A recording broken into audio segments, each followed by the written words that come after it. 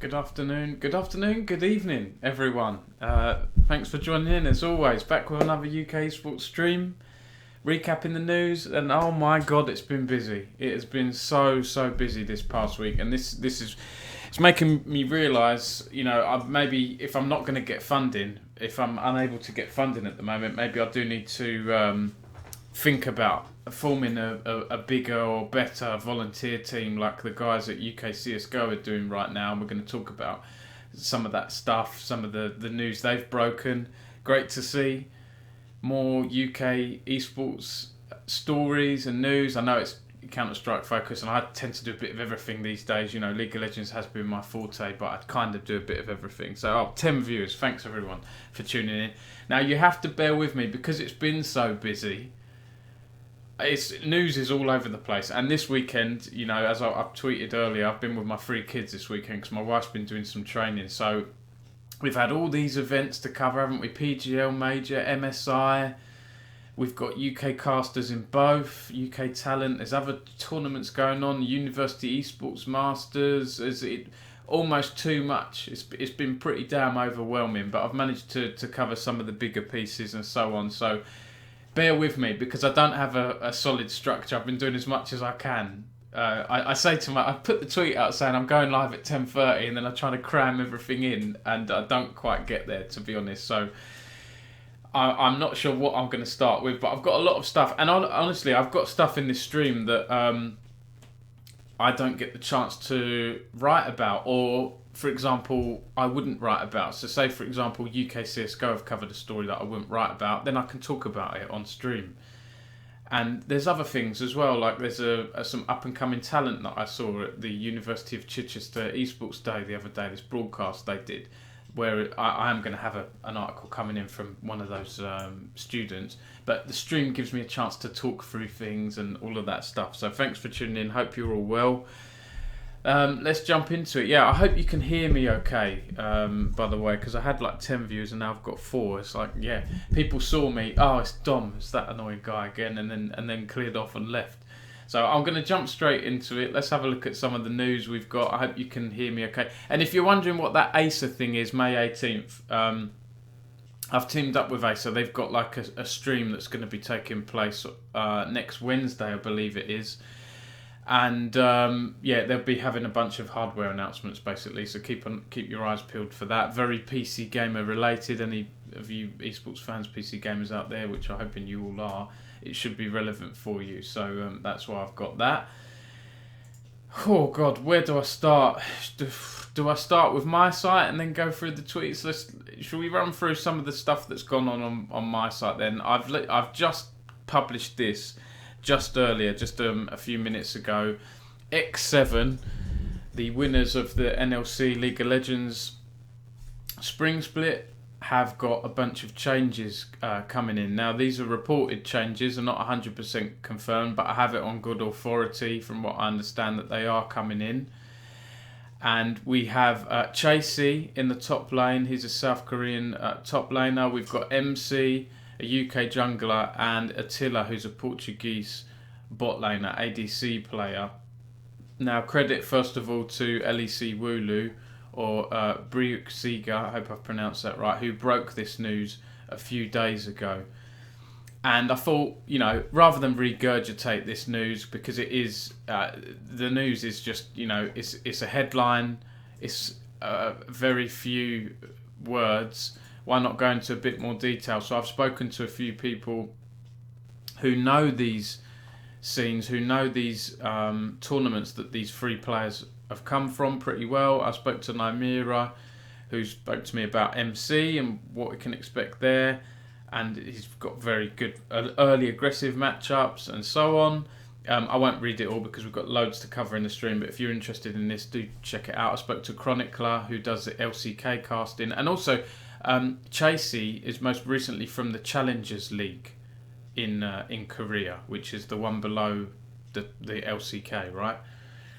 So this was interesting. I first thought of Chronicler, and Chronicler, spoke about him, saying he'll probably destroy weaker opposition. He's a great player, great carry player, at least he was in Dan1, but the team he had at the Challengers level wasn't amazing, so that's something to bear in mind. So didn't have the most success there. And then Attila, I spoke to Lorks. I don't know if Lorks is in this chat. Lorks retweeted my stream link, my stream tweet that I published, and Lorks coached Attila. So what a perfect person to speak to about him. And he said he's one of the most passionate players I've ever seen. And of course, Attila's going to be reunited with Kasing again, the British support player who's been with X7 for a little while now. They won the Superliga and the Iberian Cup back to back, so clearly have a good amount of synergy already. That's what Lork said. And it's good to see the league continue to bring in big names, because it's what needed to improve viewership, and you would hope bring in more sponsors, says Lork, into the NLC. So that's the first thing. And if I'm talking about rumoured things, hello Lorks, how's it going? What a good-looking crew of interviewees. Absolutely, of course I'm here.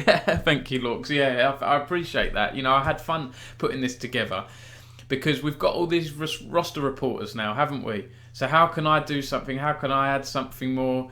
Go into a bit more detail.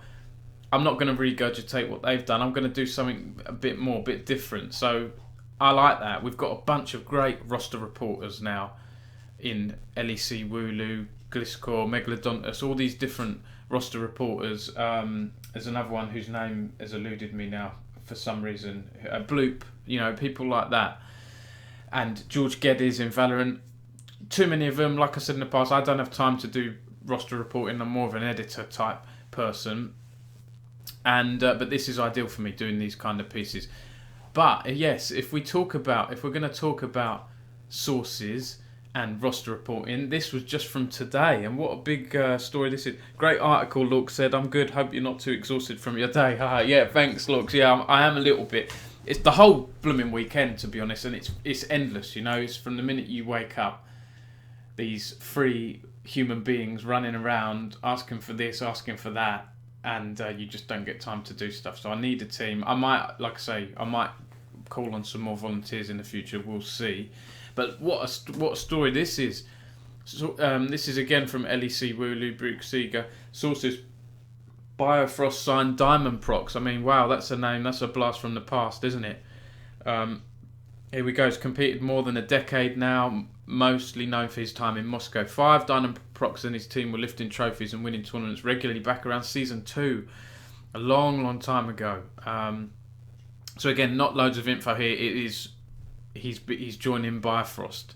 So these big names coming into the NLC, it's great to see. I think we're going to see this as more of a trend now that the European regional leagues have stepped up, and more prominent players like Reckless in there, more people watching the EU Masters, watching the French League, Spanish League, all the leagues. I think the ERLs are going to become a home for talent reaching their twilight years. We've already had Fabevan, right, come back into the ERLs, and he joined Fnatic Rising a few years ago, and then he retired on Fnatic Rising. So I think we're going to see more of this. I think this is becoming a trend now. And here's the latest one, Diamond Prox. I mean, to be honest, I don't know what Diamond Prox has done most recently. It said, okay, this spring split, he was playing for Team Spirit in the Continental League, okay. However, Riot Games cancelled the competition due to the ongoing invasion of Ukraine. Yep. And now he's going to be in the NLC. I mean, it's great, isn't it, to get these veteran players. We've had Max Law, we've got Kasing in there in the NLC. We've got different players. I like this, but I am seeing, obviously, you know, the top few teams. There's a what am I thinking of here? It's weighted towards the top, right? The top few teams are going to have these bigger names, and then the lower teams, not so much. You're going to have to go more for rookies and so on, but it makes sense.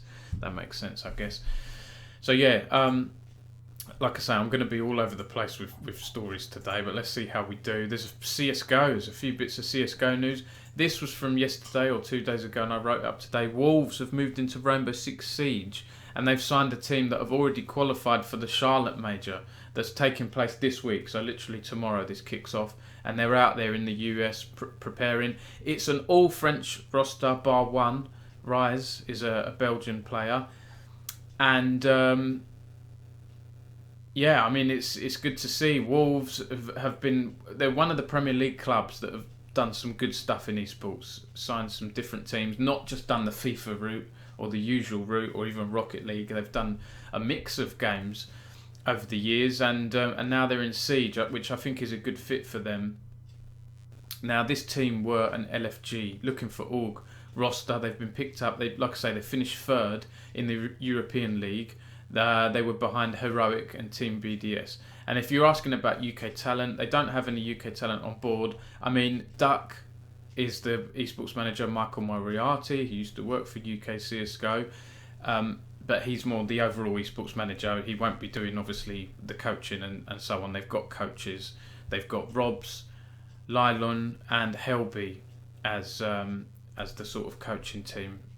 So it's great to see. And of course, Wolves have a partnership with Evil Geniuses, don't they? Evil Geniuses have the Wolves logo on their shirt.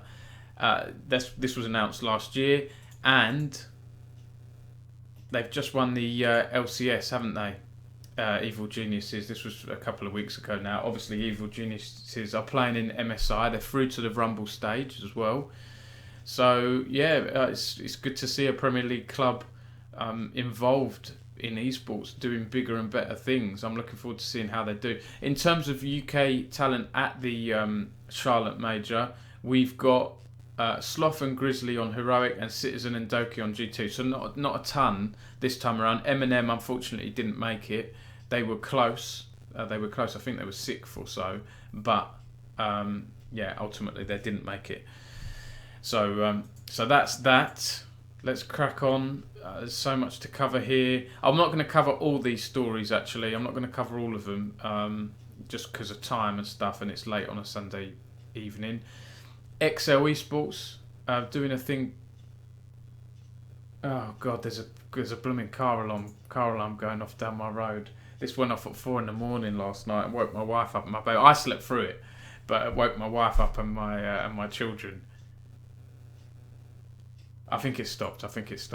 The Duke of Edinburgh Award, they announced last year that they were going to be doing esports as a skill, right, that young people can develop as part of their programme. If you don't know what the Duke of Edinburgh Award is, it's kind of like this thing you can do to get a certificate. I think it's sixth form age, around that, school and sixth form age, college age, and it's just good to put on your CV, meet friends, that kind of stuff. And they've added esports last year, and now Excel have announced they are getting involved. They're going to give up their facility, some of their staff, their talent manager Freeman Williams, FIFA manager Samuel Blackett, to help students develop skills including strategic thinking, communication, leadership and teamwork. And they're going to give their resources up, basically. It's just going to run across 13 weeks. So this is good to see. And the other thing with Excel, they've got their launch, I think, happening Thursday 26th. I don't know if I can make that yet. I hope I can. So if anyone is going to be there, give me a shout. I hope to see you there. That's the launch of their new Shoreditch office, I should have said. So that's that. That's Excel. Let's whittle through some more of these. CSGO. And this will segue me into. I'll tell you what. Let's do some CSGO news.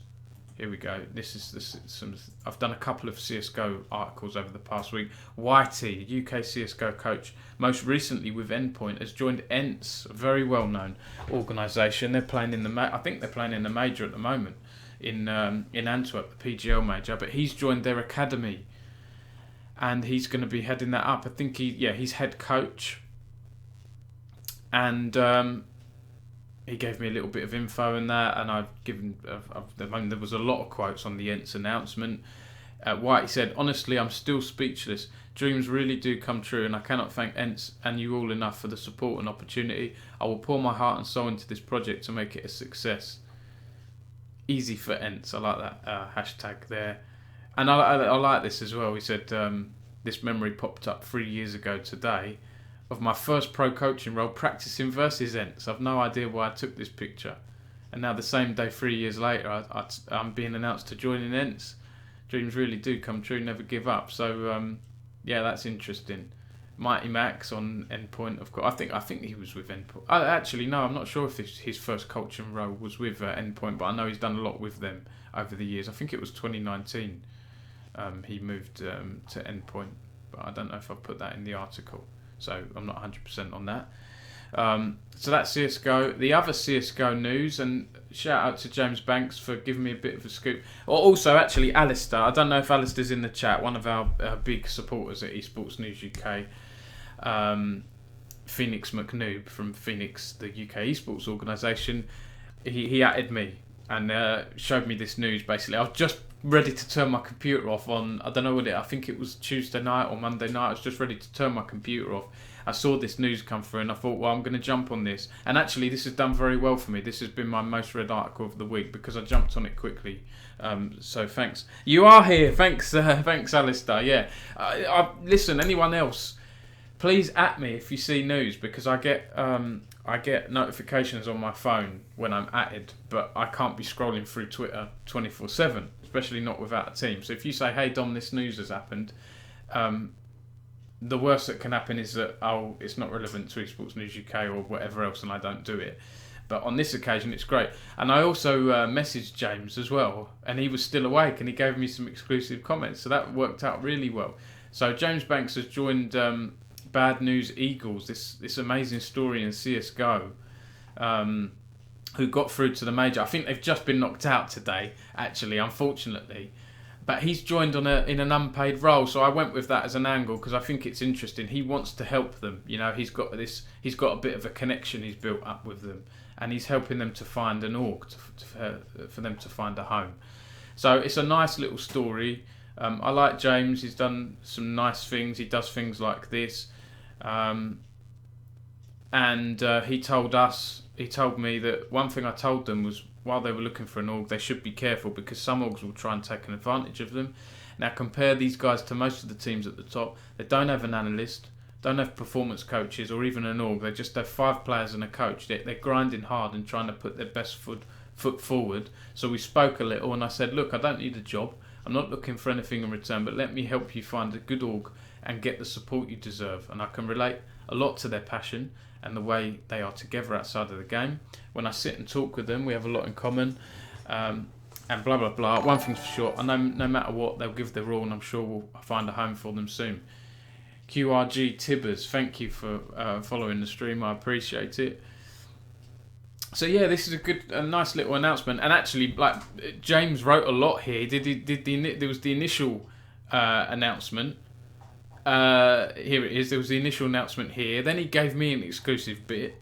Then he wrote a twit longer on it as well about. So I think he really got this sort of affinity with Bad News Eagles. He's really sort of feeling the love with those guys, and he wants to see them do well. So good luck to them, and we'll see how they do. Do you know what? Should we have a look at the PGL Major? Because to be honest, I haven't been following it super closely. I've been watching a lot of MSI with my League of Legends background, but I have been keeping an eye every now and then. I've been tuning in. How are we doing with it? What's the latest with the PGL Major? Alastair, you probably know more than I do with this. G2 Vitality at the top. Ent's doing well. So Bad News Eagles have finished 7th. So what does that mean here? Is this the Challenger stage? Does that mean they're out? Okay. They got to Legends, didn't they? Yeah, they got to Legends and they lost 3 games. Right, okay, that tells me. Unfortunately, they didn't do well in the Legends stage. But Spirit, Navi, Copenhagen Flames, NIP and all that seem to be doing pretty well. Oh, I've been busy too, says Feenix McNoob. I haven't followed at all. Yeah, do you know what? So much, too many tournaments going on, Alastair. It's proving to be a real nightmare for me, especially with my kids this weekend. I haven't been able to do what I wanted to do, but this stream allows me to chat through some of it at least. And now, so those are the UKCSGO stories I've done. Now let's move on to another site, because I'm not just about pushing my stuff. If you watch my streams regularly, you'll know I don't just shout about the stuff I do. I like to shout about other stuff. I'm just going to make sure I haven't done anything else in CSGO this past week before I move on. Yes, May 6th. When was my last stream here? I think I've spoken about No Majors Club. I'm pretty sure we spoke about that. So, yes, so let's go on to, make sure I've got the right tweet up here. Here we go. So this is UKCSGO. Back from the dead. They're back again. And it's good to see the guys back again. I've had a good working relationship with the guys at UKCSGO. And it's Duffy. Shout out to Duffy, who has sort of helped revitalise UKCSGO. And look, they're back on it. They're back doing reports and things. they've almost got 3,000 followers here, so it's like they haven't been away. It's been a year or two, hasn't it? I think, and it's like they haven't been away. To be honest, have they done other stories this past week? Oh, they've done the Ents Academy thing. I think that was slightly after me, this one here, but it's a story, so it's good that they're doing it as well. Hypnotic announced new roster headlined by ex-Lucent Core, so that's a bit more of a UK specific one. Echo Esports parts ways with roster. Neokai, the caster, telling us all about the new UKCSGO. And okay, so actually, I'll tell you what, rather than doing all their articles, this one's probably the best one to do, which is about them coming back. So let's have a look here. The future of UK CSGO. And Duffy wrote this. Welcome to the new and improved UKCSGO.com. We aim to make the hub of UK CS news and coverage. And it seems to be that they are focusing more on the UK players and teams. Obviously, it's early days. I cover a lot of talent announcements on Esports News UK. I like covering talent. I've got good relationships with talent. They're just as part of esports as much as the players are, in my opinion, and I'd say more so than sport as well, right? Because sport, you tend to get Gary Lineker locked in for whatever it is, a 3-year deal with BBC, and then that's it, right? Whereas us in esports, we have major here, major there, European tournament here, LAN there, all these talent announcements, and so I covered that a lot. So it'll be interesting to see if UK CSGO does that as well. I do the streamer stuff as well. But they've said here it's a mixture of old and new, and we're all volunteers. A return was planned during the peak of COVID, but due to staff shortages and loss of our tournament partner, these plans were put on hold. But now we've got a new team behind us, providing news, coverage and insight. They're going to do interviews, written and recorded, provide a platform for graphic designers, social media writers. Should I do this, and I'd like to hear your view, people in the stream, because the reason I haven't gone down the volunteer route that much is because I do I am very conscious of taking advantage of people. I don't like to have people working for Esports News UK, especially not every day if I'm not paying them.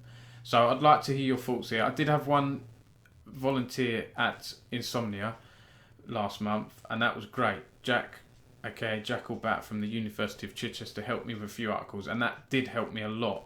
And sometimes it's luck of the draw. If you get volunteers that don't require a lot of assistance, they're the best ones. And Bat was one of those. He can write an article. Yes, I give him guidance, spend whatever 30-40 minutes running through things. Here's what you could do differently. Here's how you can do things better, or different perspective. But I'm very, very conscious of I don't want to build up a team. UK CSGO is fine for them because they're all volunteers, right? I don't want to build up a team of people working every day and I don't pay them. But having been to Insomnia, a lot of people who I spoke to about this said, no, Dom, you should just get volunteers.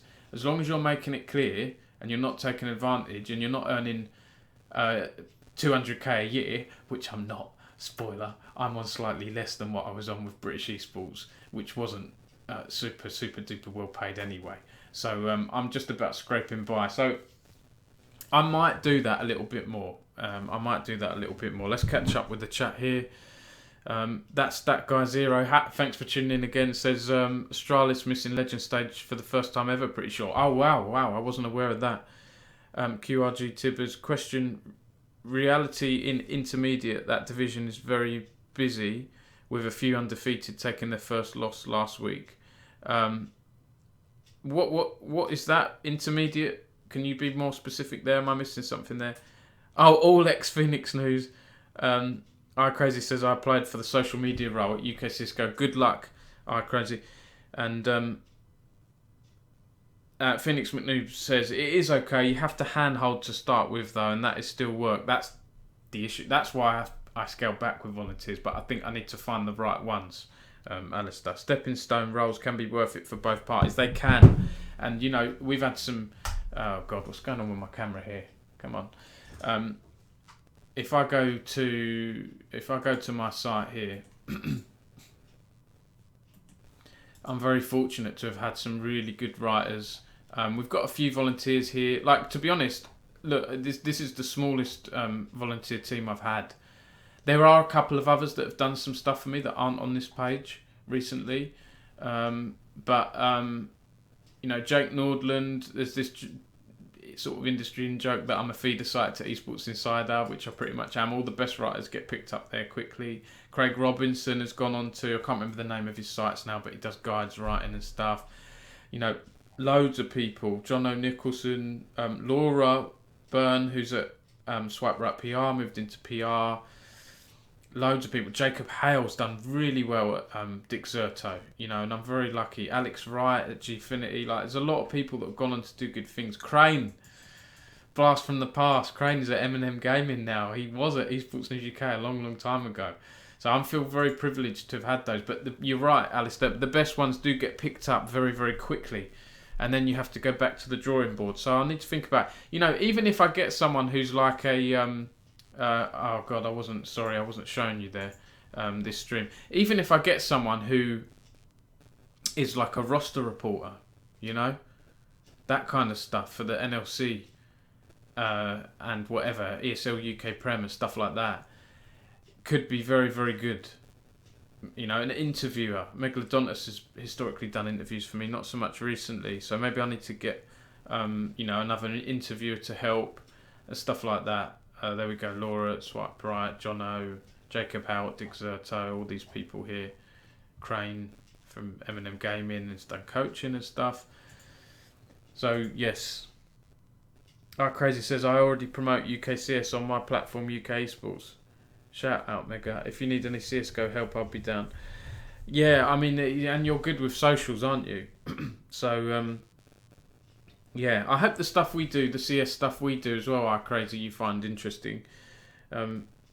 ESEA division for CSGO. Okay, yeah. Do you know what? I don't follow that super closely, to be honest, the ESEA stuff. Question Reality in intermediate, that division is very busy with a few undefeated. Okay, yeah. Question Reality, I'm guessing, is a team name, right? Okay. Should we bring that up on stream, the ESEA? Does anyone have the correct link? Let me bring that up.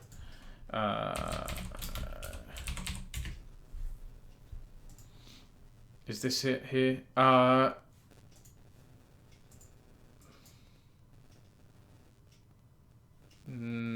This doesn't look right, does it? I can't see Question Reality in here.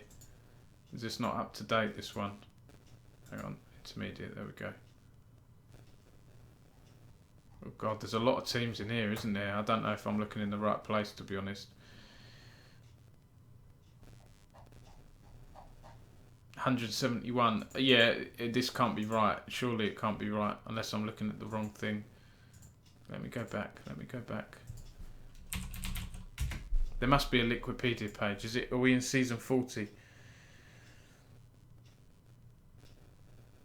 Oh, you like the stuff, all the stuff anyone talks about UKCS, so good to hear. Oh, sorry, that link, Crazy. If you DM me it, I'll try and look at it that way. Then we got strict link things on the Twitch for some reason. ESEA. Oh, this is finished, isn't it? I won't faff about trying to find the right thing because it's going to take me ages. So where was I? Okay, UKCSGO. So they've done a few reports here. Echo Esports part ways with roster. I did have someone, actually, I think the manager at Echo, reach out to me recently, just saying, do you want to catch up, Dom, and chat? So yeah, it'll be good to get to know the Echo guys, because I haven't got to know them properly yet, because they're not in League of Legends or stuff, right? I tend to know more the League of Legends side of things. I won't read all the articles here.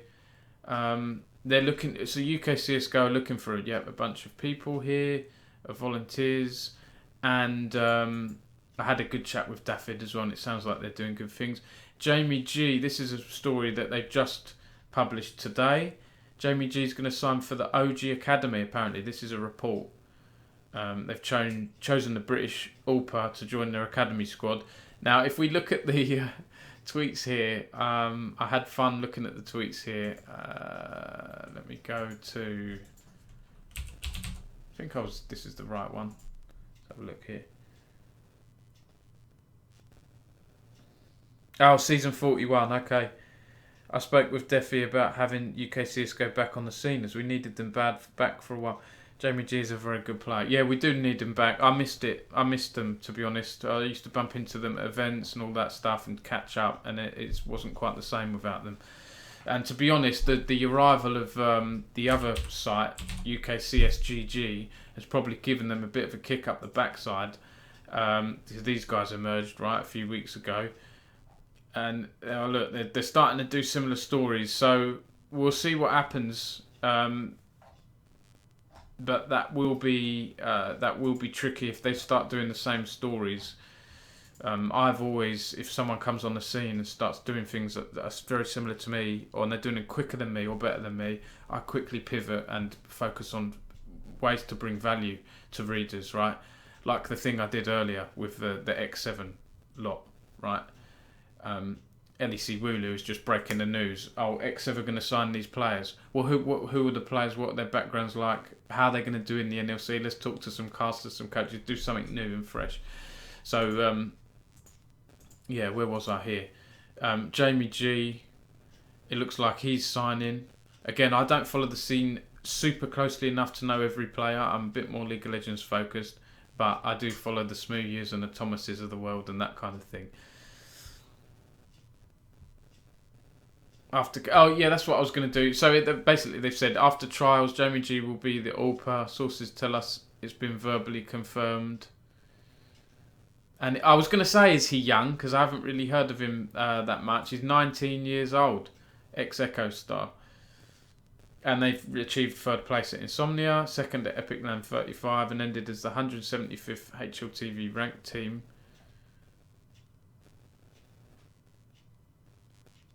Okay, and he's the second player in OG CSGO division to come up through the UK scene, with Flames having established himself in Tier 2 whilst playing at Endpoint. UKCSGO did reach out to OG for a comment, but they declined. I like that. That's pretty blunt there, and this is what I was going to come on to here. Some people had a laugh with this, and I know exactly what they're going through there, because sometimes you'll reach out to someone for comment. Sometimes when you do that, right? Sometimes when you do that, the org or whoever it is will get back to you and say, they will tell you, yeah, it's happening, Dom, but we can't comment on the record. So in that case, it's hard for the journalist, because if you say we reached out to XL and they confirmed to us this was happening off the record, no, that doesn't work, does it? Because then that's not off the record. So, I'll usually do something like, we reached out to XL for official comment.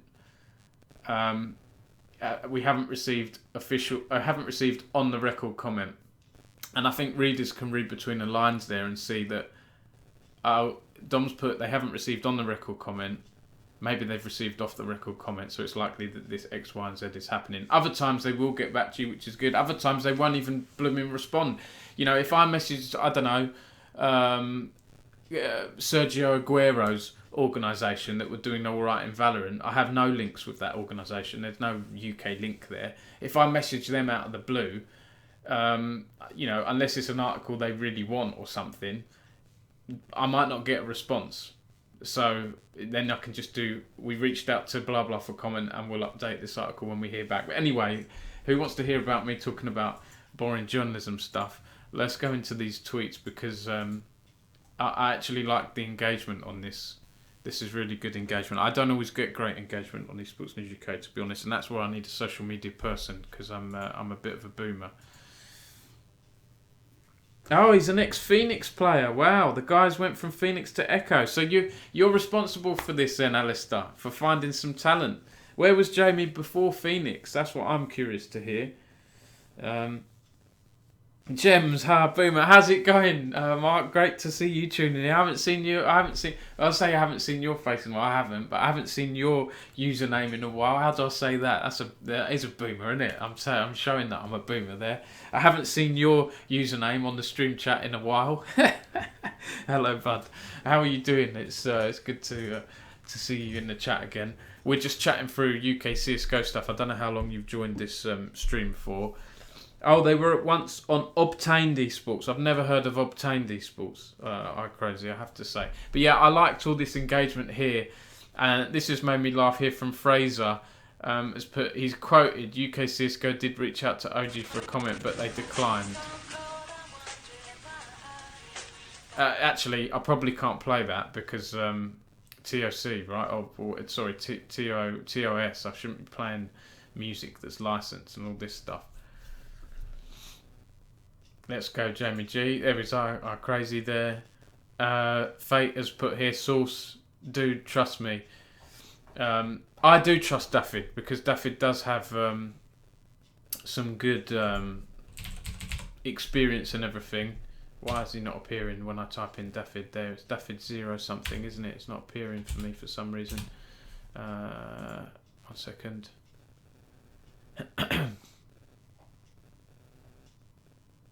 I'm pretty sure he liked one of my tweets recently, and now I can't find it now. I can't find his blooming Twitter handle, but he's got a good background in Dust 2, right? He works for Dust 2, I think. So yes, that's UKCS. We've chatted about some CS stuff. Let's jump back into some. We've spoken about Whitey joining Ents Academy. There are other bits and pieces here as well. I won't read out all of these stories because there's quite a few of them. I'll just handpick a few bits and pieces. Okay. Yeah, we'll do these for now. Challenger Mode are going to host a Rocket League charity tournament. Actually, this is an important one here because it's Mental Health Awareness Month. I didn't realise it was until last week. So we've been 2 weeks in now, and this is Challenger Mode are doing this. And they've got a UK streamer on board from the UK Org Lions Creed. I don't know how to pronounce that. So I'm just going to say his real name, Liam Bloomfield. This looks pretty good, to be honest. It's a Rocket League tournament. There's a bunch of influencers aboard. They're going to on board raising money for charities across the UK and the US. And this is going to take place at the end of the month, Saturday, May 28th. So I'll try and tune into that. And if I have a spare bit, maybe donate a bit towards them. So, yes, this looks good. And it's all about raising awareness, that kind of thing. Oh, one F. Is that what he's got? Oh, yes, right. Why am I looking for 2 Fs? I don't know. Is Daffyd usually... I don't know why I was looking for 2 Fs. I don't know why. It's the 2 Ds, right? There's 2 Ds, isn't there? But yeah, writer for Dust 2 and doing good things now. And previously senior writer at Rush B. Of course, Rush B finished, didn't they? They announced their closure back in February. Wow, that's gone quickly, hasn't it? My God, that's 3 months ago already. And I didn't realise, I think Rush B used a lot of volunteers as well, right? So maybe I've been looking at Esports News UK wrong. I think at this point, people know I'm not, they know my intentions are genuine. So I will have a good think about this, guys. And I have applied to Insomnia 69. Insert sexual innuendo joke here, ha ha ha, I-69, all that stuff. I have applied for a press pass +6. That's the maximum you can apply for when you're applying for press at Insomnia, is +6. So if I get +6 or whatever it is, +5, me and 5 others, that would be great because I'm hoping, if I have 5 volunteers, I would like to do the editing and just networking, catching up with people, and then it might be that I have someone that can do video, someone that can do interviews, someone that can do maybe like the Valorant and CS finals, and then someone else that can do League of Legends and maybe student finals or something like that, or someone doing social media. That would be amazing. And actually, maybe that's the answer. Maybe I experiment with a team of volunteers just for I-69 and see how it goes, and then see, can I do this in the future? It gets them some good content on their CV for 2-3 days, So there you go. I'll shut up about Insomnia and stuff now. Where was I? Right, we've done UKCS now, haven't we? Where was I here? We've done this story here. Wanyu of rebranding. I really like Wanyu. I really like their gaming cafes, their esports cafes. I don't know if you've been to them, but it's decent service with the food and the drink, pretty quick service, pretty decent PCs, nice locations. They're rebranding to SideQuest Gamers Hub, and they want to open more esports cafes, and they've also partnered up with Tundra Esports, this London-based org that are doing a lot of it, signing an awful lot of talent at the moment, mainly content creators. They're sort of doing the guild thing, right? Signing streamers to give them millions of, what did I say? We have a reach of millions of people and all that stuff when they combine the reach of their different streamers. But yeah, SideQuest, so it's a rebrand. And they've got 6 hubs now. Coventry, Charing Cross. I've been to the Charing Cross one. I haven't been to the others. Canary Wharf, Westfield, Stratford, Leicester, and Elephant and Castle. So they're growing. And obviously, NUEL is a massive, massive chain across Asia, from what they say. Hundreds of stores across Asia. And so... yeah, Tundra's partnership with them is like, look, they're going to use them as an official esports venue partner as part of a global deal. SideQuest will give visibility across Tundra channels and provide Tundra with bootcamp venues and spaces to create community events. And also, looks like this SideQuest logo is going to be on the Tundra's Dota 2 team jersey and in-game assets as well. And speaking of Tundras, they've just signed. So they signed a bunch of streamers here. Geordies, Luke Dutch, all UK streamers. Pink, pro Fortnite player. Veno, Motor, and now last week, a few days ago, Archie, another UK Fortnite creator. So my goodness me. They're signing a lot of streamers. They look like they're trying to do the whole guild thing, lifestyle, and some teams as well. So that's that.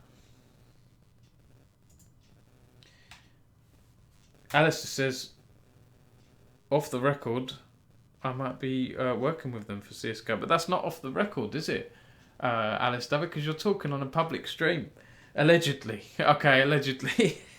You might or might not be talking to them. I got it. Interesting. Fanbit to Tundra? ? Who knows? Yes, it'd be nice for because Fanbit are. Am I right in this, guys? I know I should know this. Fanbit are they August? Is that the sort of name they gave themselves? Right, from what I understand.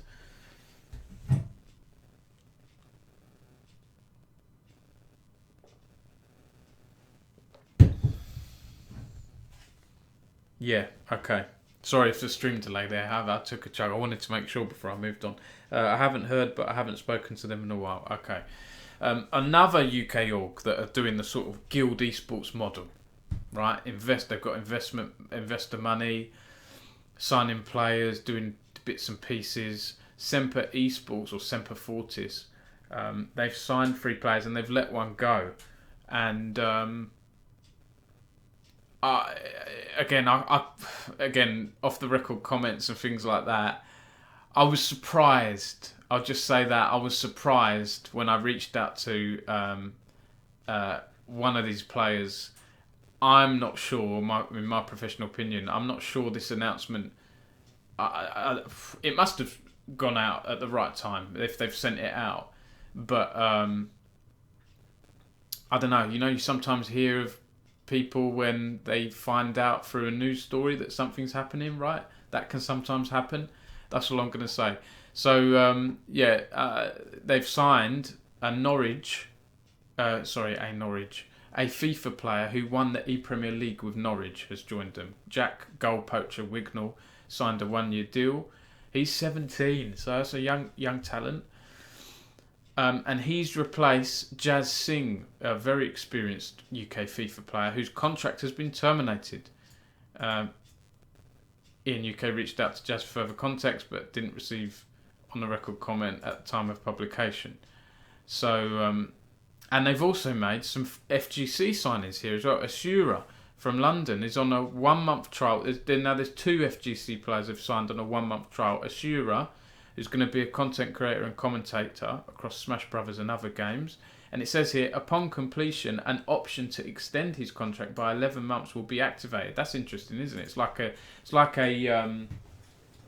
what's that called when you get a full-time job and you work with them for 3 months? Probation. right? It's basically like a 1 month probation. And if they like a Shura, then they'll offer a Shura an 11-month extension. So it's basically a year contract. And the other FGC person is Kim Philippe Ruddy Badibio. I hope I've pronounced that right.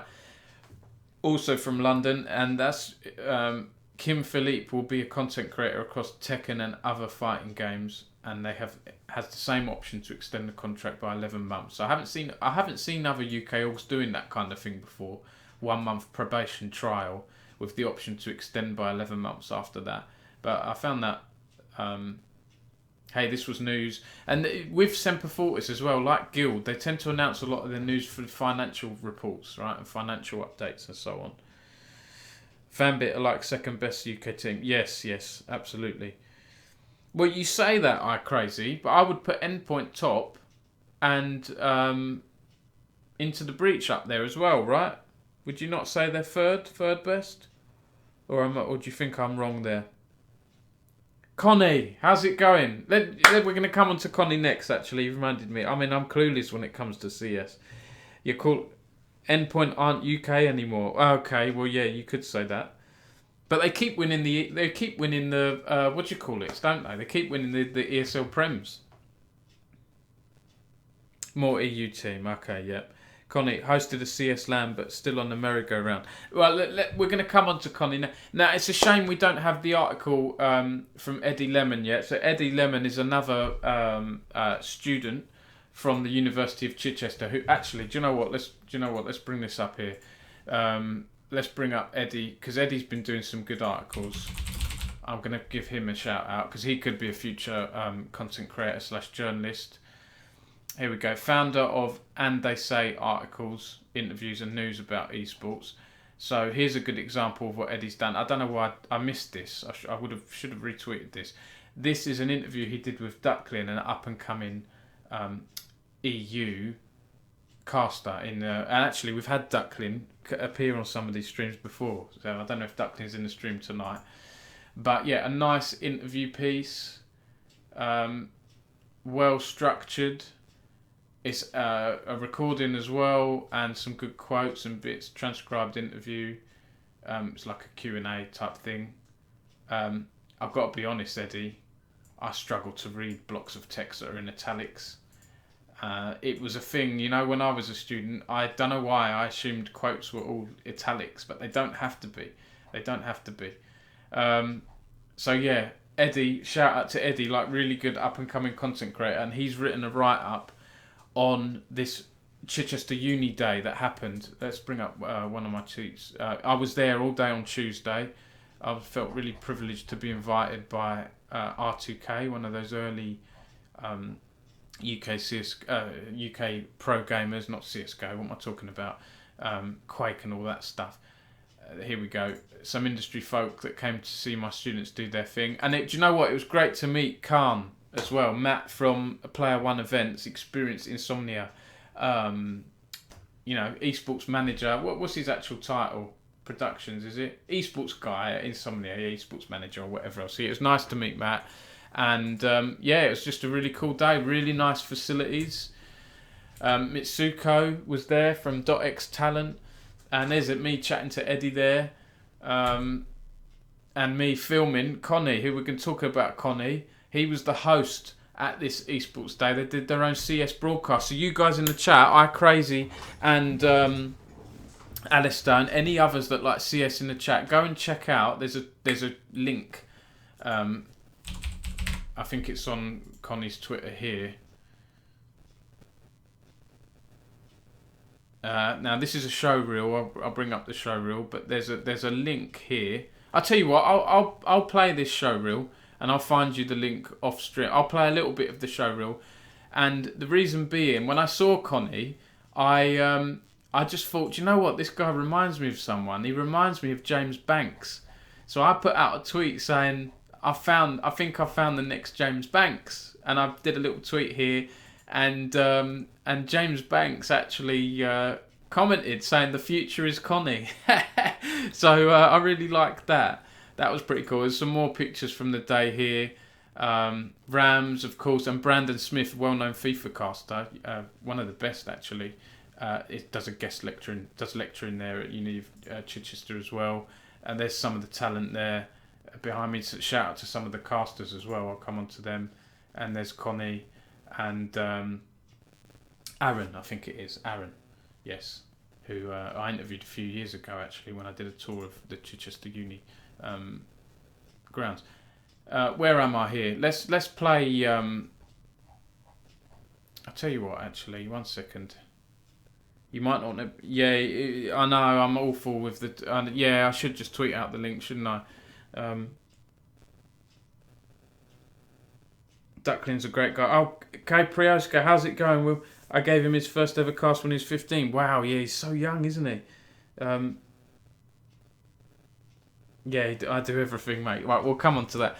So, and listen, I've put that tweet out saying Connie's the next James Banks, and then he's an announcement here from the Irish Org Katana Gaming saying, welcome Connie to our team as the new coach for COD Vanguard.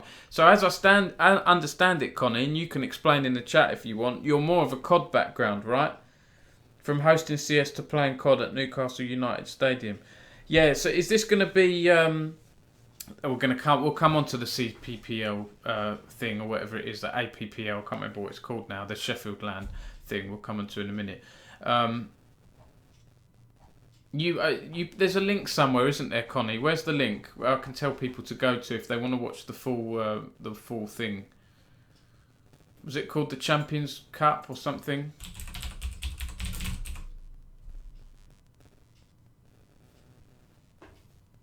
I can't find the blooming thing now.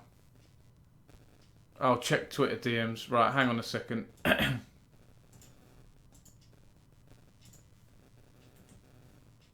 Yeah, here it is. Here, right. I'm just gonna bring up Twitch on my computer so that I can show you this here. Let me close my DMs tab as well, because I always do that. I'll go into DMs, then when I go back to it, I'll bloody put my DMs on stream for a split second. Server, this is. Let me put this in the chat here for you all. Here it is. Here. Where is it? One server, this is. 1 second. Oh God, I'm a boomer. Here we go. Right, this is a link, guys, to the whole 2-hour broadcast that these students did, and I was impressed with it. I thought it was pretty good. There were a few little teething issues, but they, as a team, as a collective, they did well to rectify that and carry on. So I've put the link in the chat. Now that's a 2-hour thing, so please don't leave the stream and watch it all and leave me behind straight away. But if you want to watch some CS, some student CS or broadcast, see more of Connie, see more of the other casters, then go ahead. And actually, do you know what? If I'm going to bring this back up on stream here, because here it is here. This is it. The Challenger Cup. Right, and they had really good social stuff. Like they're learning how to do socials things. They've got casters. They're announcing all the team. It was Zara's Angels against I can't remember what the other team was called now. The other team won. Wishy Warriors. That's it. I want to see the talent announcement here. There we go. Caster Dream Team. Zola was one of the casters, like Zola SMH. Here we go. Look, on air talent team. This might be that's Connie. Whoops, Connie's on the left there, but it's a bit cut off with how I have my layout. But you can see. Oh, for God's sake, what's my computer doing? CMD64, Zola SMH, Gunner, and Raiders. They were all really good. And actually, I think Fred, Zola, and CMD, they've done some other things in UKCS, so you might recognise them, guys. Crazy says, to be honest, I find following uni esports kind of hard because I feel it's all over the place. Well, if you mean NUEL and NSE, yes. And do you know what, Crazy? It might be nice for me to get a student reporter, right, that just reports on the student stuff, because I was talking to the Uni of Warwick about this at Insomnia. I said the same thing to him. I said it's all over the place. There's too much going on. We need someone to cut through the noise a little bit. But anyway, this was less NUEL and NSE, and it was more their one-off thing. Crazy. It was more like a thing that they had to do for their assignments, right?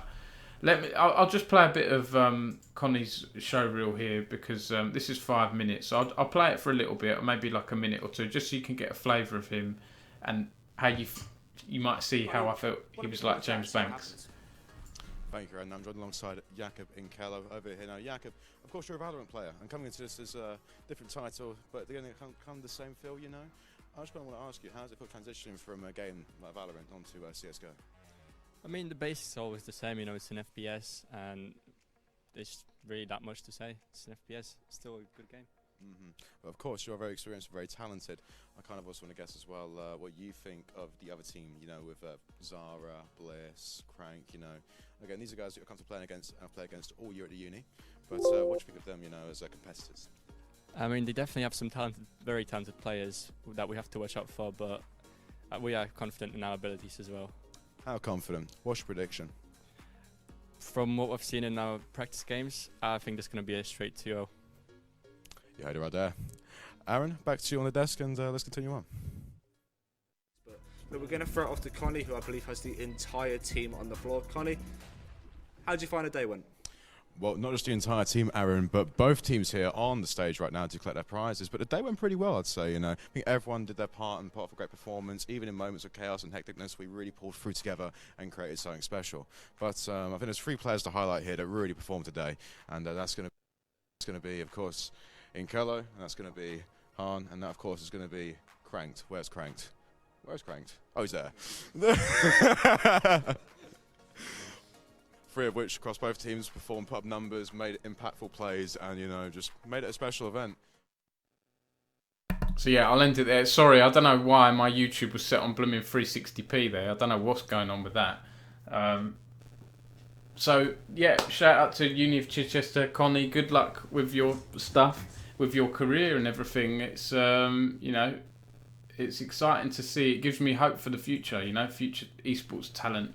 Hope for a future of UK esports, because as a lot of you know, it's sometimes UK esports leaves a lot to be desired. Right, we get dodgy events and things like that, but then other times I see stuff like that, and then I just realise, yeah, we do have hope for the future. And actually, degrees aren't all bad. They have had some criticism, namely the Staffordshire one, but I do think they're going to bring through a lot of talent as well. Okay. Right, let's jump back. I've jumped ahead a lot. Let's slow things down again. Where was I here? So I've done a lot of this news here. I'm quite proud of this. Speaking of uni stuff, I did an interview with some of the women and non-binary product managers at the NUEL, making esports inclusive and stuff, because I want to cover this stuff as well. I do want to cover the women's League of Legends and Valorant tournaments. I think it's just in League and Valorant at the moment, but they're looking at other games. And I enjoy doing these more in-depth interviews and features when I have time to do them. So I've been working on that for a few weeks. Let's see, any other news before I move on to global news, global sites, that kind of stuff. Oh yes, the EA stuff. My God. Actually, there's a few things here. Where did I can't remember if I included this in my stream. Let's do these ones here. EA FIFA stuff. Cheese Lord. Hi Cheese Lord, how's it going? At Warwick, we had thought of creating a sort of uni esports news hub linking to all the coverage that is also spread out. Never ended up happening, but maybe someone will pick it up and make it happen this year. Yeah, and I love reporting on uni stuff. I'd be very happy to have some kind of hub on the esports news site, or, you know, someone at NSE. I was talking to Becky at NSE. I think she's keen to help me out if I need to find a student reporter. So I'd love to do that. How's it going there, Cheese Lord? Hope you're well.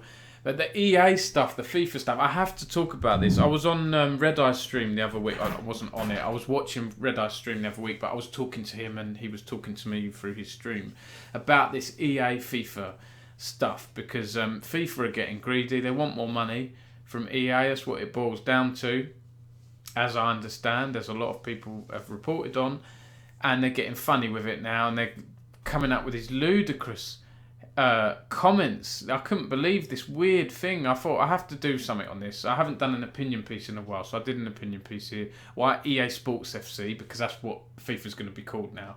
By the way, right? EA's games are going to be called EA Sports FC. It doesn't roll off the tongue, does it? EA Sports FC 22.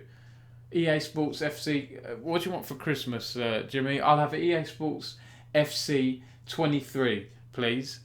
No, FIFA 23. It's maybe it will get shortened to EA 23, right? Maybe it will just become kids and that will just say EA 21. EA 22's out. Maybe that's what they'll shorten it to. And FIFA, like the arrogance in this comment, I thought I had to do something on this. They said, let me go to the full quote here. This is from Gianni Infantino. I think he's the president of FIFA. There we go. I can assure you that the only authentic, real game that has the FIFA name will be the best one available for gamers and football fans. The FIFA name is the only global original title. FIFA 23, 24, FIFA 25 and FIFA 26 and so on. The constant is the FIFA name and it will remain forever and remain the best in capitals in an official press release. My God. Like, does he think us gamers are stupid? I don't think he I don't think Gianni, all due respect, understands what game development entails. He's basically saying here, the game that has FIFA in it will be the best.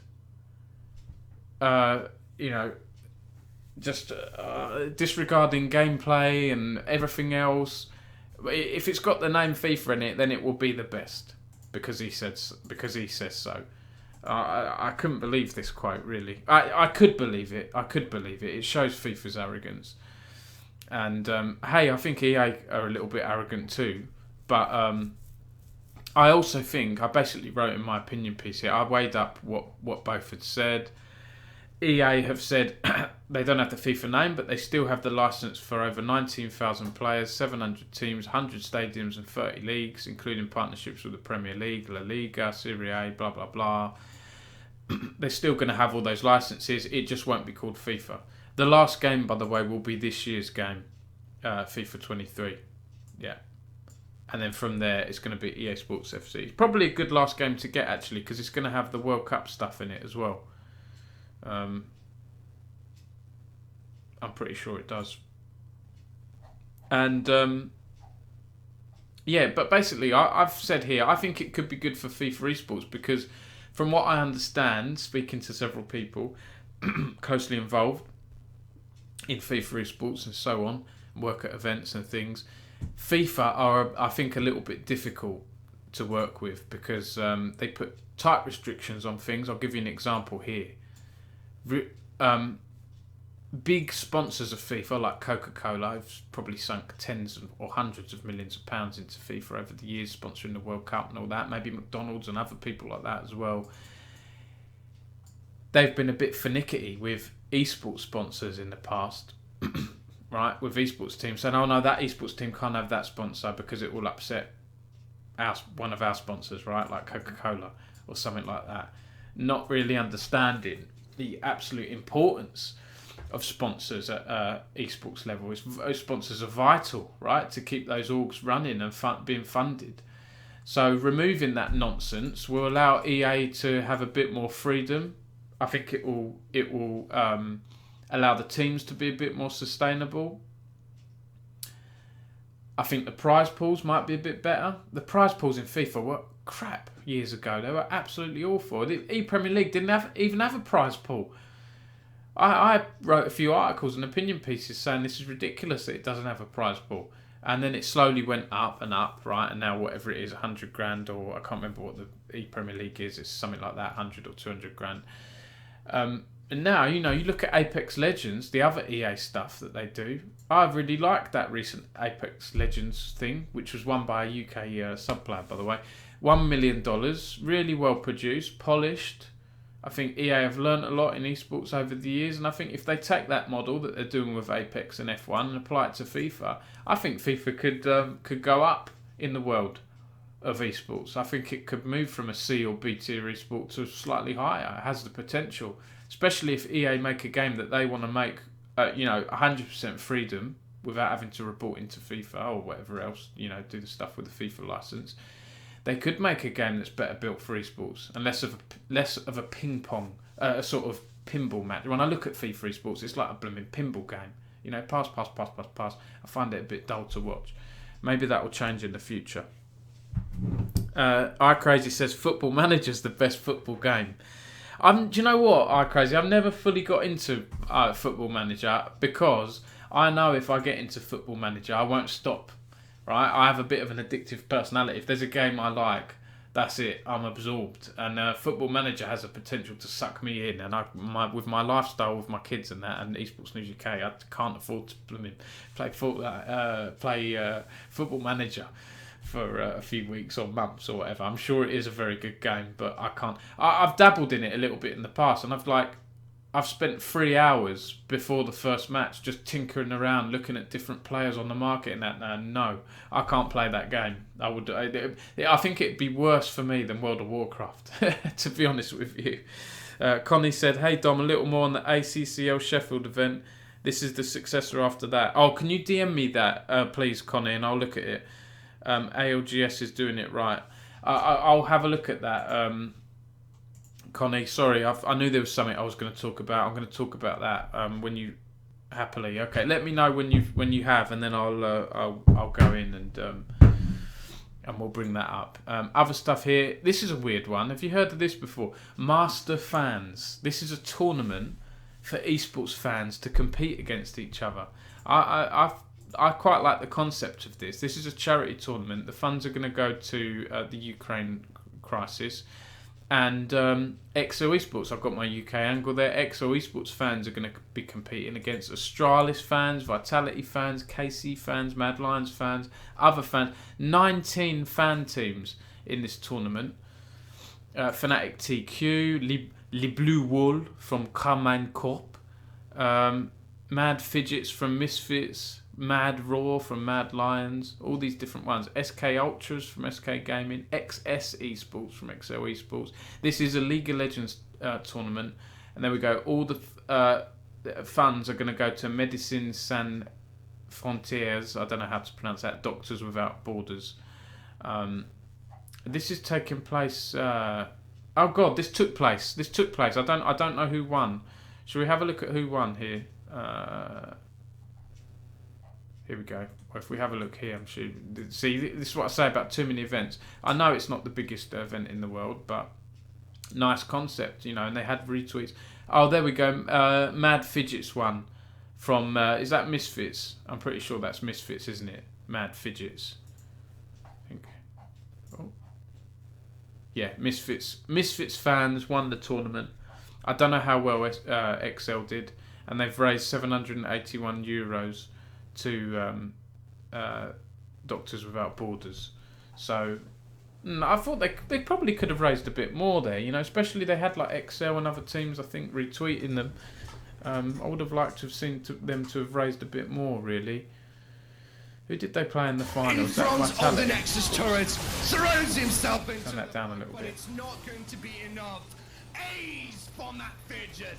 Finals win for them. Matt Fidget are your champions of Masterthons 2022. Undefeated in addition to that, Thrillman. They never lost a game. I like that caster. Who's that caster there? Oh, Koi were in the finals, right? Okay, Koi versus Misfits. Okay, Connie is going to bring that up. Let's jump to Connie's thing then. So yeah, I thought this was quite an interesting concept. I quite like this. I mean, do people want to watch fans? I'm not sure. I think other fans might want to watch other fans, but for more neutrals like me, I'm not sure. But a nice concept nonetheless. Right, let me go and look at this tweet Connie sent me, because this Sheffield LAN, there were a lot of problems with it, from what I heard, and I'm waiting for it to conclude online so that we can. I will do like a report on it or something like that.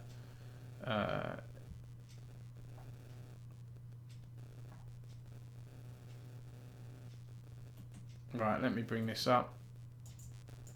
Oh, hang on a minute. Right. 1 second, 1 second. There we go. Right, so this is this like a teaser tweet here? Oh wow, 9,000 views. Hang on. Progress 90% ACCL Newcastle. I didn't realise it. Hello, Joe. What are you doing here? I've got a Call of Duty event here in a few weeks' time. Just come to have a look at the place. That's awesome. Yeah, see you in a bit.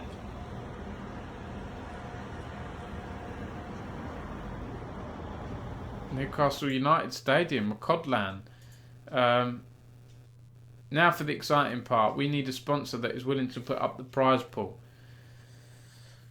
Biggest Codlan in Europe. Wow, biggest globally outside the CDL. Is that right? Biggest Codlan in Europe? I mean, we're going to probably have something, aren't we, in Europe at some point? We're going to have something soon, surely. Venue will hold around 1,500 spectators. Wow, that is massive. And they don't have a sponsor yet. Well, I hope they get some sponsors. So I need to do something on this. I DM'd Prezi the other day. I missed this blooming announcement. I was looking more at the Sheffield stuff that happened. So that's interesting to know. I'll come on to that in a minute. So what I saw, let's have a look here. So the ACCL, Call of Duty community organisation, hosting online and offline tournaments. It was a bit of a nightmare. Were you there, Connie, at the Sheffield one? Let me try and find some things here. So they've announced more of a bigger team, right? Because they had land problems. They've announced a new team. I want to try and find out.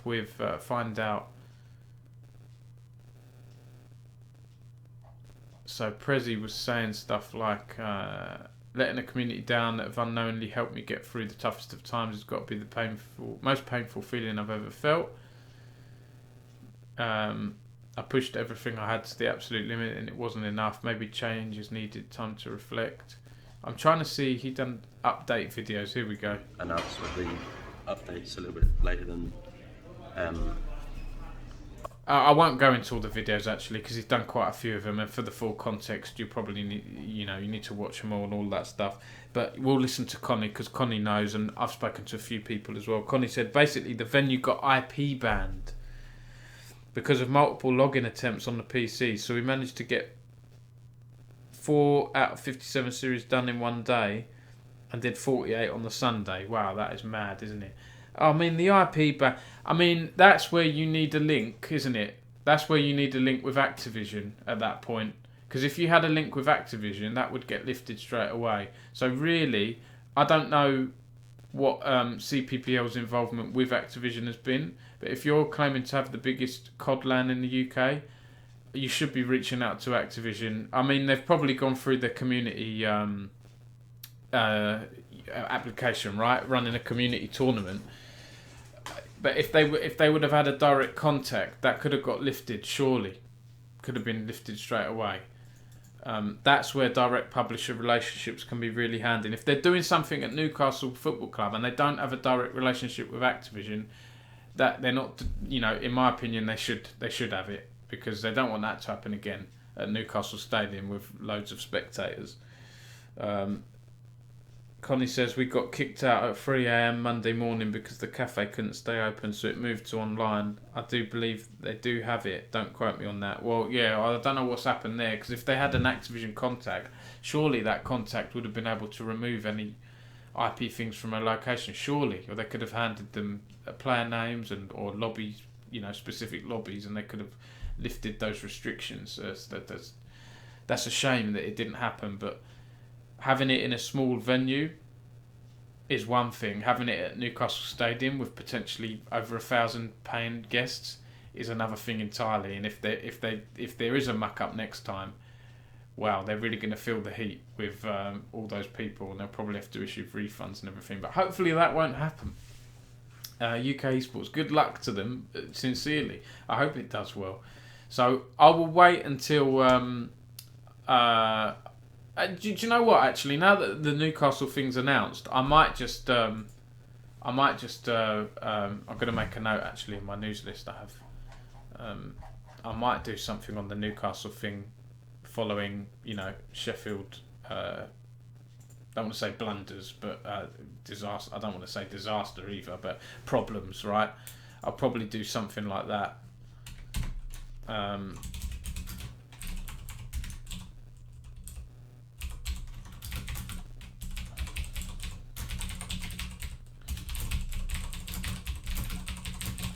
There we go. That'll remind me to do that. Okay. So yeah, shame to hear about the problems. What team were you on, Connie? Were you on a team? Because I know you're doing stuff with Katana, right? But what were you doing there? Were you just visiting? It was the first thing spoken about after Sheffield. Right. Okay. Yeah. It's important. Oh, do you mean they have got a contact now, right? And they didn't have before. Networking event for us. Yeah. Okay. Yeah. Because it's a good COD, isn't it? You had a lot of the COD community in the UK there, so that's pretty cool. Other stuff from this week. This is a weird one. Talking of uni esports, Genshin Impact is getting a university invitational, a UK invitational, and there's a lot of companies and people on board with this. NSE, the Unibody, Platform, the bar in London, Jinx TV, the TV broadcaster, and influence as well. Asian Guy Stream, Jari, and there was another influencer. Where did I put them?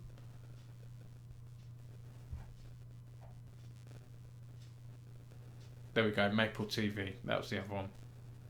So yeah, this is starting in the next week, and there's going to be a final on the 28th, I think it is, 28th of May. There we go, at Platform. I should be there actually, because I'm meeting up with some old uni friends that day in London, and I'm going to drag them there afterwards, I think. So that'd be pretty fun to check out, just have some drinks. But yeah, Genshin Impact, I didn't even know you could have esports in that. To be honest, they're going to be competing in various challenges with the different teams. But 11 grand prize pool, again, I'm pretty surprised. Prize pool like that in a game that's not really known as an esport. This is a bit of an unusual one. But and Cheeselord, if you're still in the chat, I don't know why NSE seems to be making a habit of putting press releases out a day after they announce news. Like, I love the NSE team, they're great, but I'll be on the record, I'm not a huge fan of that, to be honest with you. If news is news, right? And this is an example of it, because I saw this tweet go out 3:25 on the Monday. Is that Monday, May the 9th? Yeah, on last Monday. And I did the story pretty quickly. I did it within 2 hours or 3 hours or something. And then they sent a press release out over a day later, or whatever, a day later. The news is the news at this point at 3:25, not the next day. I know I'm one to speak because it's only me on Esports News UK, so I do news slow sometimes. But do you know what I mean? Like, all the info should have been ready at that point, including the press release, in my opinion.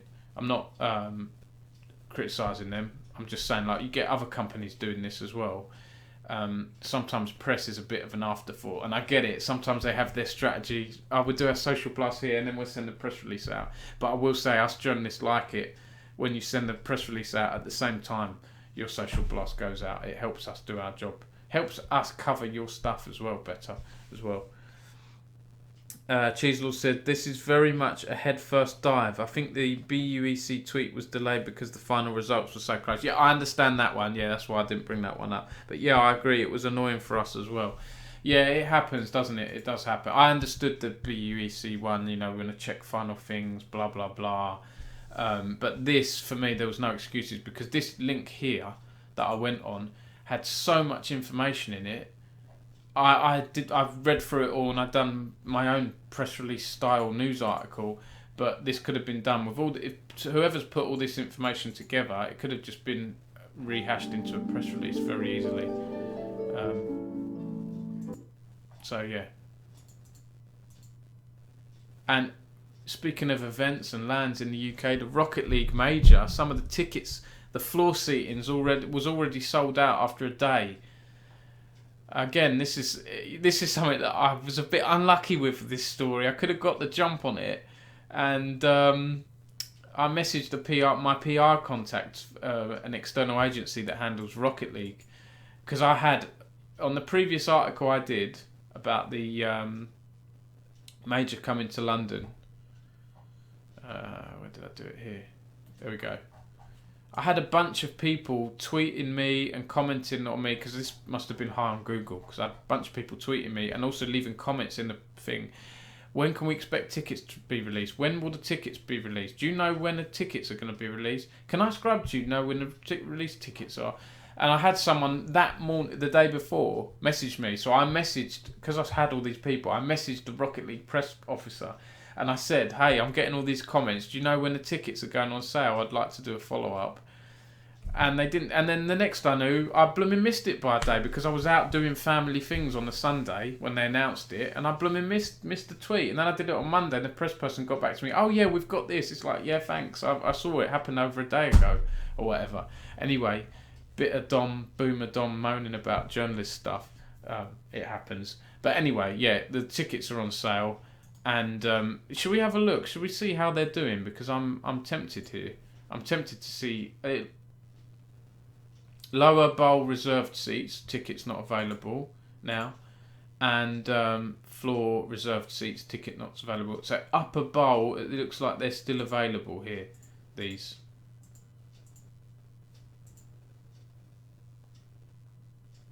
Yeah, these are still available. So I don't know why people on Twitter were saying it's all completely sold out, because it's not all completely sold out yet. There are still tickets available, but they're in the upper bowl. So the other sections have sort of sold out for now. But hey, they can always make it a little bit. They can open up more, right? The Copper Box. I've been to the Copper Box at esports events. They don't always use all the seats. Maybe they will use most of the seats for this one. We'll see.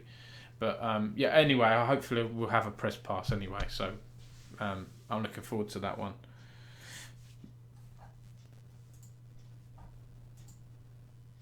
Valorant Game Changers G2 have won 3 in a row now. This is back to back for them. They beat Guild again in the final. I feel bad for Guild, because they keep getting far and then they keep getting beaten by G2. They're like their bogey team in the VCT Game Changers, but congrats to them. That was last weekend, so it's a little bit old news now. And I think that is all of my news. Good God, I've been doing this an hour and a half and I haven't got through everything I want to get through. Let's have a look through tweets. There might be some other things, bits and pieces I've missed. I think, to be honest, if this is the Esports News UK stuff, McLaren Racing hosted F1 Esports Series Women's Wildcard launch the other day.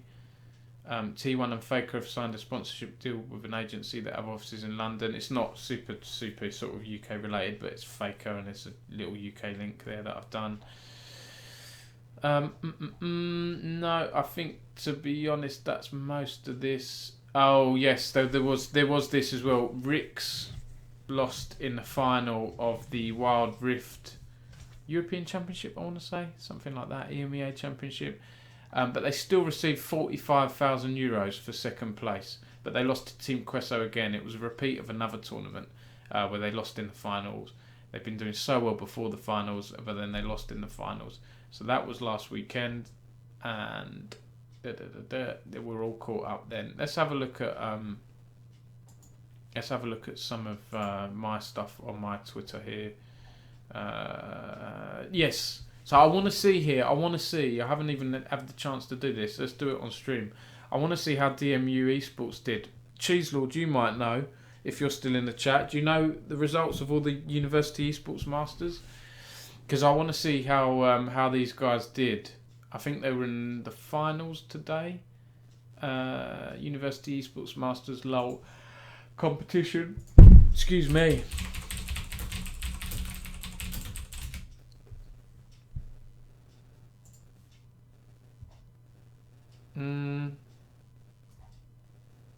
Oh, it's still going on, I think. Unless this is wrong.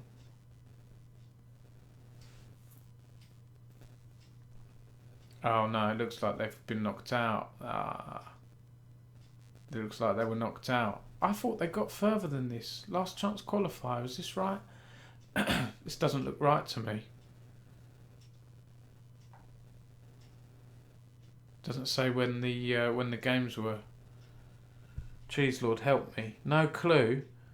You're supposed to be the one of the masters of university esports news. I guess only when it involves Warwick, right? What's their Twitter? What's their Twitter here?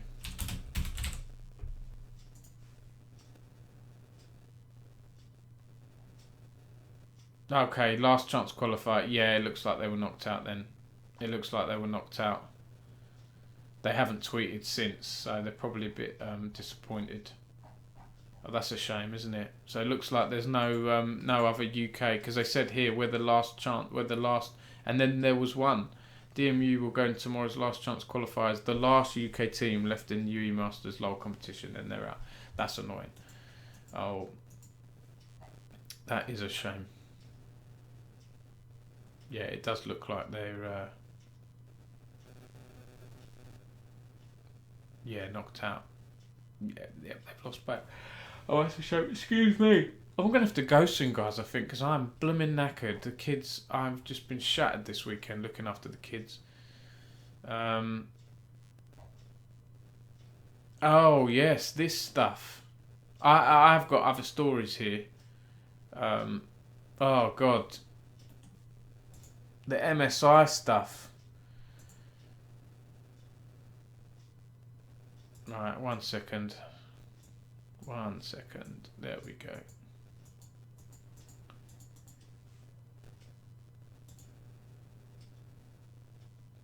Okay. There is a little bit more UK news here. Let me scroll down here. K-Drill's back. He's going to be doing the LEC Summer Split. He's having a break. I need a break. Mental breaks are so OP. Absolutely refreshed and re-energized. I need a mental break.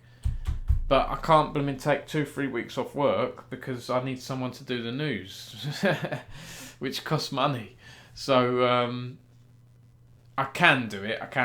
But I don't want to, take too much of a risk. I think when my wife, she's hopefully doing a bit more part-time work soon. When she starts doing that, I'll take a week or two off, I think, and hire someone like I did last year for a week to stand in for me. Ah, Warwick, Cheese Lord. I knew there was something on you. Oh, hang on. No clue. UEM confuses me. It does me a little bit as well, if I'm honest. In exam mode at the moment, it's a bit out of the loop. Got the Collegiate Rocket League land soon, though, so there's that. My money's on Pompey. Yes, that's true. The World... is that the World Championship? Collegiate Rocket League World Championship? We've got quite a few UK teams, haven't we? I'll be looking out for that. So there's a Warwick thing here that I saw, which sounds quite interesting. This is a good game fund for any game-related prototypes or business ideas. So this is less esports, right? And more development. Oh, no, esports gaming idea. There we go. Secure up to £1,500 to support your idea. Opportunity to showcase the concept at the Commonwealth Games Birmingham 2022, which is going to have an esports element to it, right? So this is pretty cool what you guys are doing here. Warwick Esports Centre grant. That's awesome, isn't it? That's quite a lot of money for a student there. A grant from between £500 to £1,500. And it can be an idea around technology, games, esports, data analysis, VR, content creation, blah, blah, blah. So that's pretty interesting, I think. I like those PCs there, Alex. You got there, those Esports Centre PCs. Anyway. I love the name of this. Good Game Fund. Yeah, it's alright, isn't it, I suppose? Yeah. GG, is it called GG Fund or just Good Game Fund?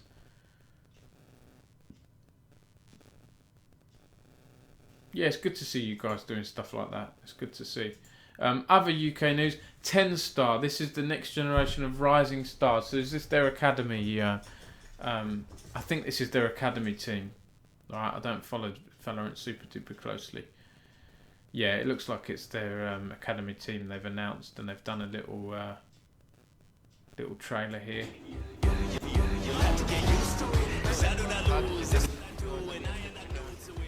Again, I don't know if I have blooming I can play random music and stuff on here. They've done a... Here we go. There's a news block here. I didn't get round to doing this. I was going to do this news, but it's like a week old now. Oh, it's an all-Polish roster. Ubreakboard, Kakpi, Maniac Sticks, and Krytik, the coach. They will compete in the Valorant Regional League East Surge, with intentions of solidifying themselves as the region's finest ahead of the VRL finals and future promotion tournaments. Okay, let's see how they get on. Liverpool have partnered, speaking of sports and things as well, we were talking about sports a bit earlier, Liverpool have partnered with Rival to launch LFC gaming. I've seen Rival partner with a bunch of Premier League clubs and Championship clubs to launch their own sort of gaming hub for fans and things like that. But Liverpool is obviously a very big name. Won the FA Cup this weekend. But I didn't watch the whole game, but 0-0, yeah, it seemed like 0-0's got to be a bit boring, isn't it? But penalties. Yeah, there we go. Rival now has more than 35 partnerships for fan community and engagement platforms. This marks its 7th with an English soccer football organisation. Liverpool is one of the most decorated and respected clubs in the world. Blah, blah, blah. Not a very long story. That's on the Sports Business Journal. We've spoken about the ACCL. And yes, this here, my God, the MSI stuff. So there are latency problems, right? Ping issues.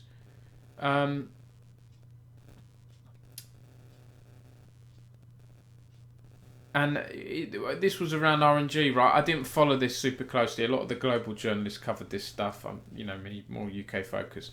But I think it's RNG, right, who had lower ping than others because they were competing together. Was it outside the area or something because of COVID? I can't remember now, to be honest. I need to look into it a bit more. But Riot said they should play all their games again because of this ping issue, to make it fairer for the other teams. What a nightmare. I mean,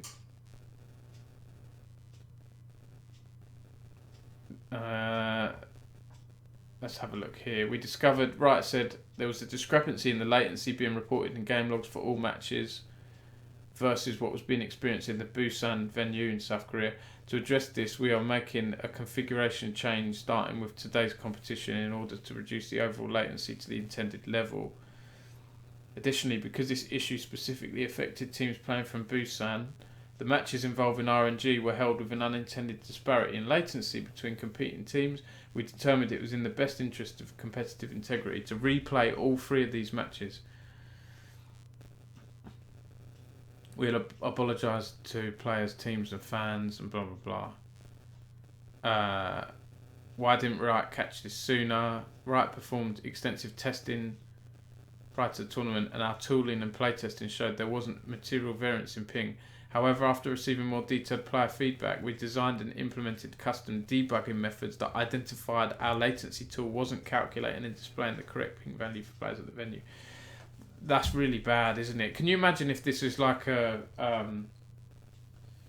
imagine like one of these games to be replayed is a semi-final or a final between an underdog and a giant team like T1, where 98% of times T1 are always going to win that match, but the underdogs won it. Like a rare... Like when, who was it? Was it Burnley or whoever it was? Not West Brom, I can't remember who it was now. Beat Man City in the FA Cup final. Like, I don't know when it was, 7, 8, 9 years ago.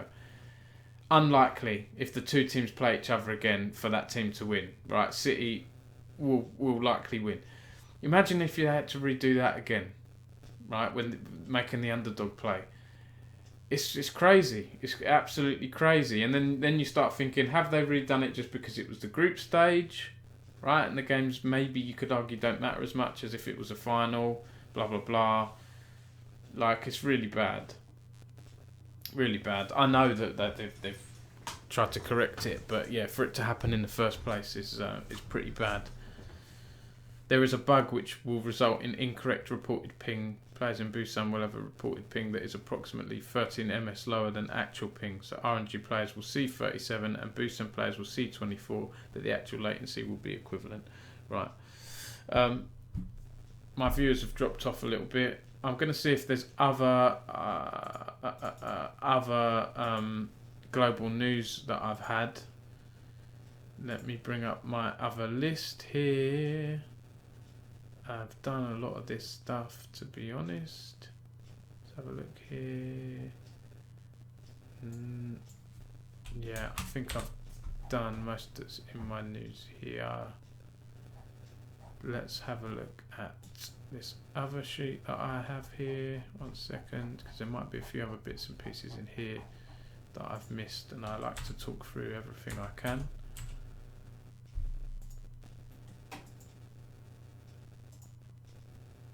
I'll read some of these headlines, I think, rather than going into all of the stories here.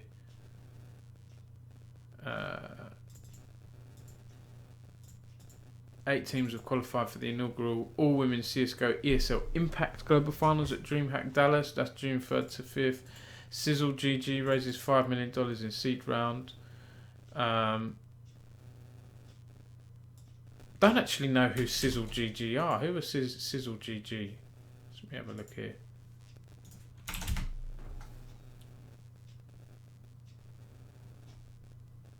Oh, it looks like, oh, get automatic highlights from your Twitch and YouTube streams. Okay, well they've raised $5 million. Where's my other thing gone here?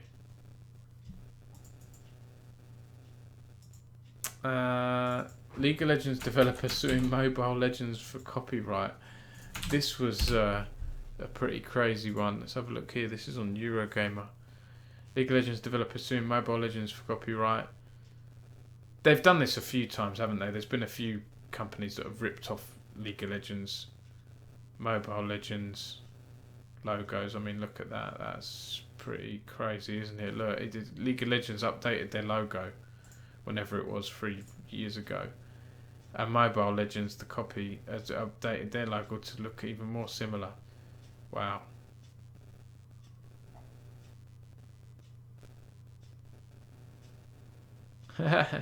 Look at that. Good God. That's ridiculous, isn't it? That is... Wild Rift, KDA, All Out are... They're obviously the official League of Legends there on the left, and then the copied one on the right. I don't know how they think they can get away with it. They're either very brave, or very stupid. Or both. Zach and Glue. Yeah, Jesus.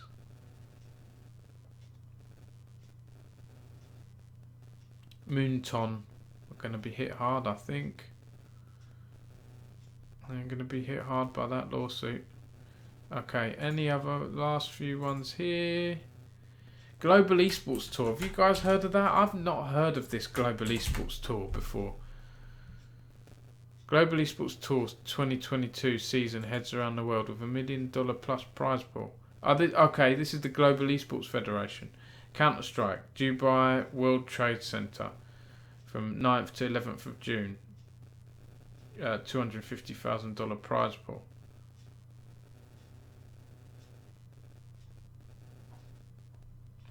This is CS, right? Maybe I should be aware of this. Is it new? If there's anyone still in the chat from the world of CS, I'd love to know if this is a big deal or not. I guess, well, it's got a substantial prize pool, so it should be. But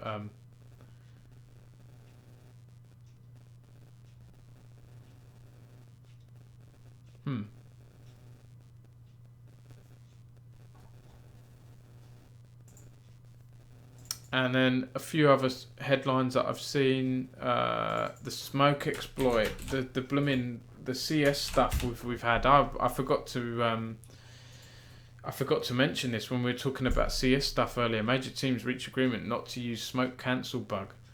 All 16 teams competing in the PGL Major Antwerp Legend stage have joined the gentleman's agreement. This was a statement put out by the Counter-Strike Professional Players Association about this bug. again, someone tagged me on this. I couldn't really do anything on it because I had the kids this weekend, but I did see it, this bug, and it's good that all teams at the major have agreed to not use it, because I think PGL said they're okay to use it. Right, but I like this gentleman's agreement, that they've agreed not to use it. Blooming CSM bugs and scandals, name a better combination.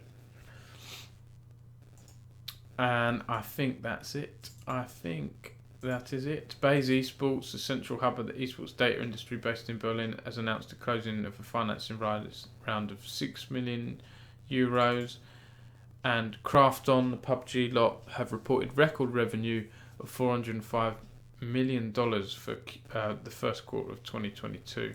So yeah, those are some of the more financial headlines that I've seen. I might have a nose around on Twitter for a second. I might have a look at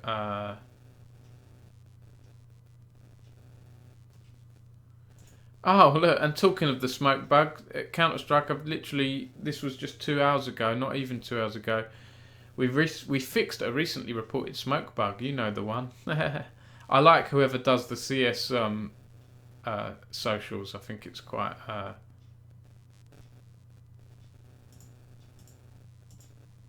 they're quite funny. Look at that. Look at the release notes for this. The patch notes for this bug. Gameplay.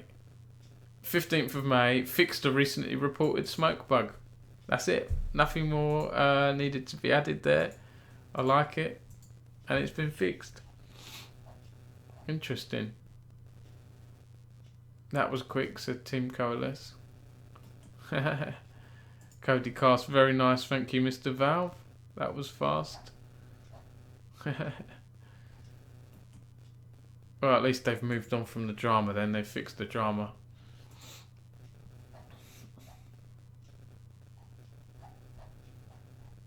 I'm going to have a little nose on my news feed. Let's see if there's anything else that's happened. But I think I've covered a lot, to be honest. And I'm getting tired.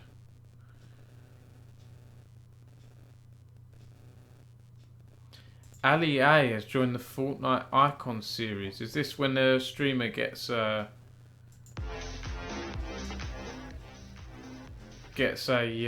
cosmetic or something? Oh Jesus! To be honest, if I wrote an article on this, it'd probably get a lot of views through Google. Very tempted, to be honest. I like to, and he is a UK YouTuber as well, isn't he? So I might do something on that. To be honest, try and get the balance right between things people want to read and things people on Google are searching for as well. Yeah, there we go. Valve release fix for smoke bug. That's literally just happened.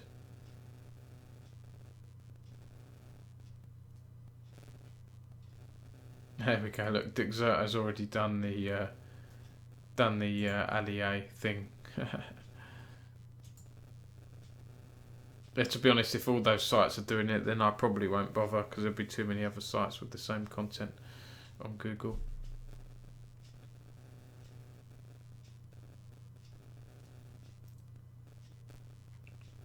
Faker said, as long as we prepare the way we do, I believe we'll beat G2 no problem. Because they're all through to the Rumble round now, aren't they, these teams? This is from Daniel Kwan on Invin Global.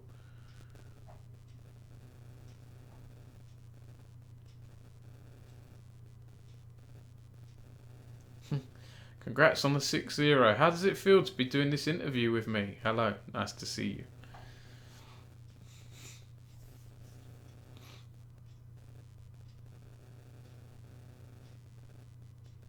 What's the game plan, Faker, against G2 and RNG, especially for G2 since it's the revenge match? He said, although we lost to G2... Oh, God, what happened there? Blooming ads. Although we lost to G2 a long time ago, we're a totally different team right now. As long as we prepare the way we do, I believe we'll beat G2, no problem. For RNG, it's been a while since we faced them as well, but again, the same game plan should do the trick.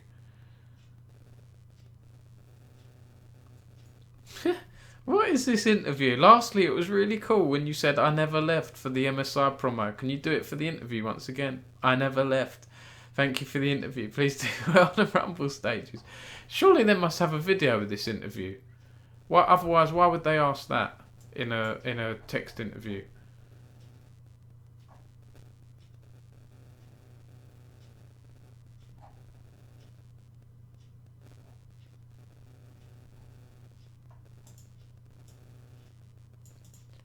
It's got to be a video interview, isn't it? It has to be. It's a short interview as well.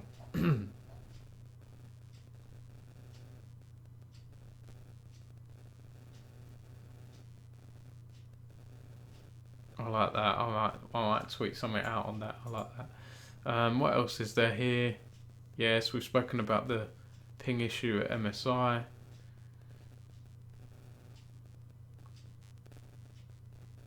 Dr. Lupo banned on Twitch. Welcome to my news scouring stuff, by the way. How many viewers? We've got 3 viewers now. I think I'm going to call it a night. I'm going to call it a night, guys. No one wants me to watch me actually do journalism, I don't think. Yes, okay. Thank you, everyone, for watching this. I'm going to... I might put this VOD on YouTube, actually. I don't do that enough, as much as I should. Thanks for... What happened there? Thanks for... my phone stopped charging.